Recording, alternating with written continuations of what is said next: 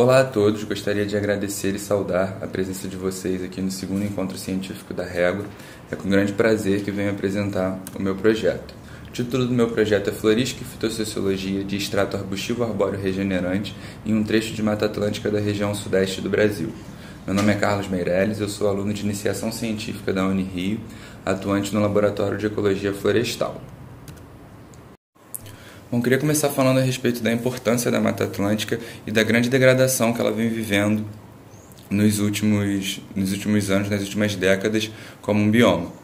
A Mata Atlântica, para início de conversa, é uma floresta tropical e, assim como todas as outras florestas tropicais do nosso território, vem sofrendo grande ameaça e alta degradação. Foi o primeiro hotspot de biodiversidade do Brasil, isso é, apresenta alto índice de biodiversidade e de espécies endêmicas, da mesma maneira que apresenta alta ameaça e alto desmatamento.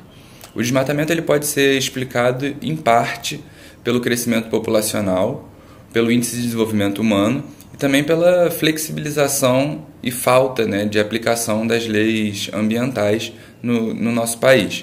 A Mata Atlântica, no passado, tem-se dados de que ocupava cerca de 1 milhão de quilômetros quadrados. Hoje em dia, segundo a Fundação SOS Mata Atlântica, esse território se encontra a menos de 13% do seu tamanho original. E tudo isso só ressalta a importância e necessidade de estudos como esse projeto que vai ser apresentado agora, que está sendo apresentado agora, por conta da Régua apresentar trechos em bom estado de conservação de Mata Atlântica e remanescentes esses que são exemplares da formação florestal mais antiga do Brasil. A respeito da área de estudo, a Reserva Ecológica de Guapiaçu, Régua, ela é uma RPPN com cerca de 7.300 hectares e apresenta grande diversidade de fauna e flora. Ela está localizada dentro da APA de Macacu e também apresenta alguns trechos sobrepostos com o Parque Estadual dos Três Picos. Alguns desses trechos, por exemplo, serão estudados nesse projeto. Em sua grande maioria, a vegetação é considerada como floresta ambrófila densa e variando suas fitofisionomias de acordo com altitude, hidrologia e outros fatores da floresta. A média de temperatura anual é de 22,4 graus Celsius e a precipitação de 2,095 milímetros. O objetivo do projeto é, através da análise florística e fitossociológica, caracterizar o extrato arbustivo arbóreo regenerante desses dois trechos, presentes na Régua e no Parque Estadual dos Três Picos, e o objetivo, de fato, é responder se o uso do solo no passado, os diferentes usos de solo no passado, influenciaram e como influenciaram na regeneração natural daquelas espécies ali presentes. Para isso, é feito um levantamento, no primeiro momento, florístico, foi feito, onde o objetivo é mais caracterizar, inventariar, nem caracterizar, mas inventariar e identificar cada uma das espécies e possibilitando o levantamento fitossociológico depois, a análise fitossociológica, onde se foca mais na comunidade vegetal e não no indivíduo, onde podemos caracterizar inter-relações e coisas afins, principalmente avaliar variáveis quantitativas, né? A fitossociologia nos permite isso. Bom, no início da metodologia, pegamos toda a área de estudo que tínhamos e foi dividido através de um grid imaginário, digital, 100 quadrados de 10 hectares. Nossa área total equivale a cerca de 1.000 hectares, como vocês podem ver nessa primeira imagem. E em seguida foi feito, utilizando o software de estatística R, o sorteio de 30 zonas totalmente aleatórias dentro dessas 100, onde seriam zonas em potencial para a instalação das parcelas fitossociológicas. Bom, o projeto de estudo do extrato arbustivo ele foi feito em paralelo com o estudo de extrato arbóreo.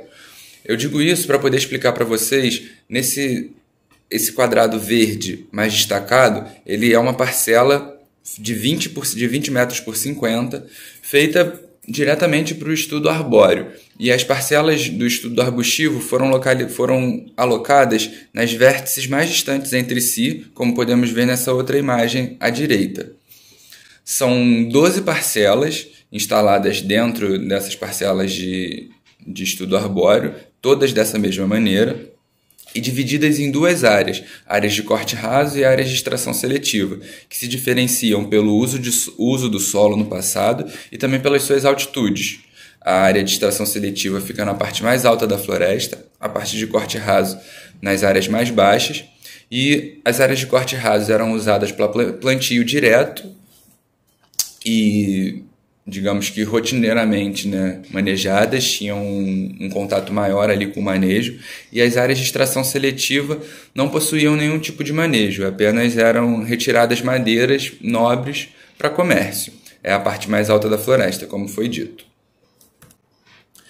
Bom, em relação às atividades em campo, essas são as atividades em campo que são feitas para cada indivíduo, né, a medição do diâmetro, o plaqueamento dos indivíduos, medição da altura total, contagem do número de ramificações abaixo de 1,30 m, que seria a altura do peito, e também a coleta do material para posterior prensagem e identificação. Os critérios de inclusão dos indivíduos nesse estudo são possuir DAP abaixo de 5 centímetros, visto que os indivíduos com mais de 5 centímetros entram no estudo arbóreo, como foi dito que é feito em paralelo, e também a altura mínima de 1,5 metros, isso para possibilitar que seja retirado o DAP. Alguns arbustos são ainda nessa fase inicial, não possuem dessa altura, ficaria difícil de medir algumas das características. Bom, a respeito das avaliações fitossociológicas, os parâmetros para a riqueza de espécies e os futuros testes estatísticos, nós selecionamos essas avaliações fitossociológicas para serem levantadas, frequência relativa, frequência absoluta, entre outras. Para a riqueza de espécie, vão ser utilizados os índices de Shannon e a coabilidade de Pielot, que são os mais comumente utilizados. Indicadores de diversidade, escolhemos números de espécie, dominância, índices de Simpson e outros. E é importante dizer que todas essas avaliações são feitas em prol de também nos dar uma resposta de qual teste estatístico podem ser aplicados, quais testes estatísticos podem e devem ser aplicados no nosso banco de dados, paramétricos, não paramétricos, enfim. Esse é um passo que ainda estamos por alcançar, seria a próxima etapa após a identificação de todos os indivíduos. É importante ressaltar que a análise fitossociológica ela é feita, nesse caso, em fragmentos que estão em diferentes estágios sucessionais. Isso permite uma análise comparativa de áreas que têm entre 5, 10, 25, 30 anos de conservação, e é possível que se compare essas áreas.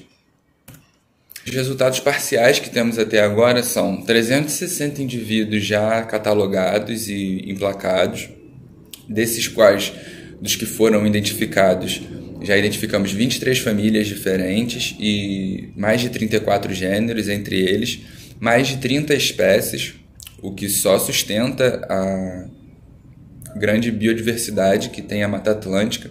São cerca de 12 parcelas de 5 por 10 metros, né? E nós já conseguimos identificar, ainda não tendo terminado de identificar todos os indivíduos, nós já conseguimos identificar mais de 30 espécies.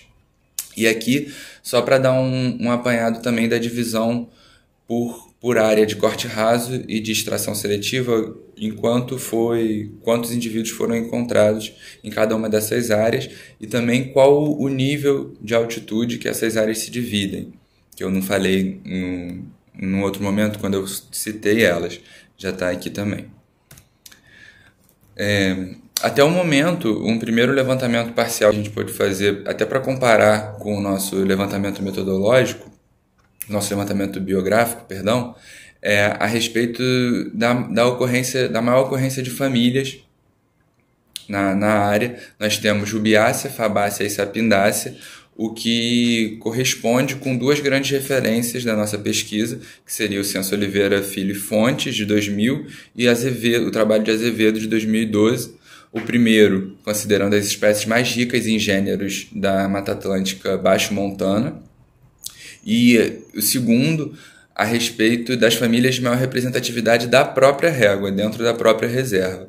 E é bom, é satisfatório vermos que a pesquisa se caminha, né, até o momento de acordo com um levantamento bibliográfico.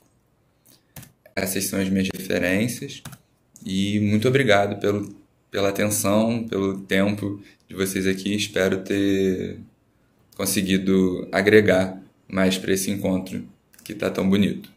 Muito obrigado. Meu e-mail para qualquer dúvida. Um abraço.